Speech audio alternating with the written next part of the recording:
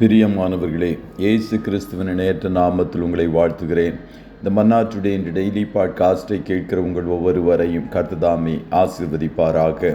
2 ராஜாக்கள் 9வது அதிகாரம் 33வது வசனம் இப்படியாய் கூறுகிறது.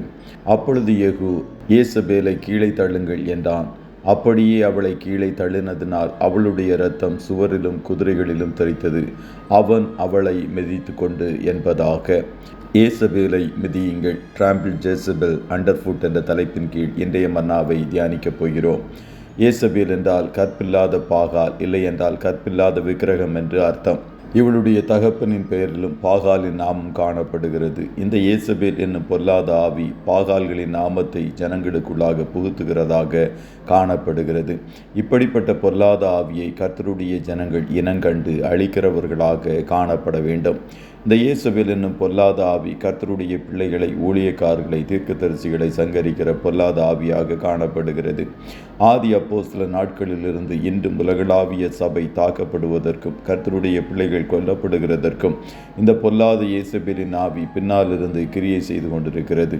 இப்படிப்பட்ட சூழ்நிலையில் எப்படி ஒபதியா பாகாலுக்கு முன்பாக முழங்கால் படியிடாத தீர்க்கதரிசிகளை பாதுகாத்து வந்தானோ, அதுபோல கர்த்தருடைய ஊழியக்காரர்களை பாதுகாக்கும்படியாக அநேகர் ஒபதியாக்களாக மாற வேண்டும்.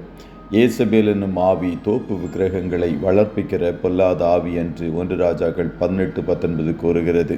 தோப்பு விக்கிரகம் என்றால் அது ஒரு பெண் ஆவியாக, விக்கிரகமாக காணப்படுகிறது. இவ்வகையான பொல்லாத ஆவி கர்த்தருடைய ஜனங்களுக்குள் இச்சைகளை வருவித்து மாயான கண்ணியில் அகப்படும்படியாக செய்து அவர்களை வீழ்த்த வேண்டும் என்பதை குறிக்கோளாய் வைத்து செயல்படுகிறது. ஆகையால் கர்த்தருடைய ஜனங்கள் எப்பொழுதெல்லாம் தவறான உறவு கொள்ளும்படியான இச்சைகள் வருகிறதோ அப்பொழுதெல்லாம் யேசபேல் என்னும் பொல்லாத ஆவி உங்களை வீழ்த்த முயற்சிக்கிறது என்பதை அறிந்து அப்படிப்பட்ட மாயைகளுக்கு விலகி ஓடுகிறவர்களாக காணப்பட வேண்டும். மாத்திரமல்ல, இந்த பொல்லாத ஆவி ஊழியக்காரர்களுக்கு விரோதமாக ஆட்களை அனுப்பி பயமுறுத்தும்.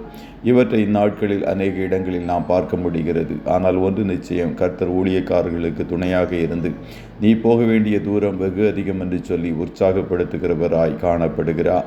கடைசியாக, யேசபேல் என்னும் பொல்லாத ஆவி குடும்ப தலைவர் மீதும் நாட்டை ஆளுகிறவர்கள் மீதும் ஏறி அமர்ந்து அவர்களை இயக்குவிக்கிறதாக காணப்படும்.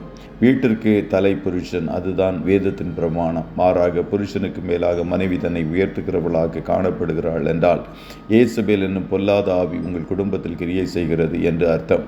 அப்படிப்பட்ட காரியங்களுக்கு கர்த்தருடைய ஜனங்கள் ஒருபோதும் இடம் கொடுக்கக்கூடாது.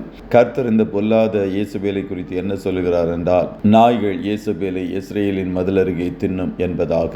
இந்த யேசபேலை வேதத்தின்படி அழித்தவன் யெகூ. யார் இந்த யெகூ? வசனம் சொல்லுகிறது, இவன் தைல குப்பியினால் அபிஷேகம் பண்ணப்பட்டவன். அவன் தான் யேசபேலை அழித்து அவளை மிதித்து உள்ளே கடந்து சென்றான் என்று வசனம் கூறுகிறது. அதுபோல இன்றைக்கும் நீங்கள் எல்லாரும் கர்த்தருடைய ஆவியானவரால் அபிஷேகம் பண்ணப்பட்டவர்கள். அதே அபிஷேகத்தோடு யேசபேல் என்னும் பொல்லாத ஆவியை இயேசுவின் நாமத்தில் மிதியுங்கள். சர்ப்பங்களையும் தேள்களையும் மிதிக்கும் அதிகாரத்தை கர்த்தர் உங்களுக்கு கொடுத்திருக்கிறார். இயேசுவின் இரத்தத்தால் கழுவப்பட்டவர்களாக இயேசுவின் நாமத்தில் கர்த்தருடைய ஆவியானவரின் அபிஷேகத்தோடு உங்களுக்கு விரோதமாக, உங்கள் குடும்பத்திற்கு விரோதமாக, சபைக்கு விரோதமாக, தேசத்திற்கு விரோதமாக செயல்படும் பொல்லாத யேசபேலின் ஆவியை மிதியுங்கள். கர்த்தர் தாமே உங்கள் ஒவ்வொருவரையும் ஆசீர்வதிப்பாராக. ஜெபம் செய்வோமா? நல்ல தகப்பனை, உம்மை நன்றியோடு துதிக்கிறோம். இந்த மன்னா டுடே என்ற டெய்லி பாட்காஸ்டை கேட்கிற உம்முடைய பிள்ளைகள் ஒவ்வொருவரையும் கர்த்தர் தாமே ஆசீர்வதிப்பீராக.